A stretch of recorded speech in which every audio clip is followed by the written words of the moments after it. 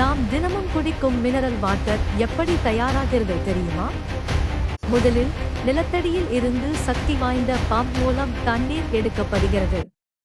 அந்த தண்ணீர் பெரிய குழாய்கள் வழியாக சுத்திகரிப்பு பிரிவிற்கு அனுப்பப்படுகிறது. அடுத்து மணல் மற்றும் கார்பன் வடிகட்டிகள் மூலம் மண், தூசி மற்றும் கழிவுகள் அனைத்தும் நீக்கப்படுகின்றன. தண்ணீர் இன்னும் தெளிவாக மாறுகிறது. பின்னர் ரிவர்ஸ் ஒஸ்மோசிஸ் அமைப்பில் அதிக அழுத்தத்தில் தண்ணீர் மிக நுண்ணிய மெம்பிரேன்கள் வழியாக கடத்தப்படுகிறது. இங்கு கரைந்திருக்கும் உப்புக்கள் மற்றும் நுண்ணுயிர்கள் நீக்கப்படுகின்றன.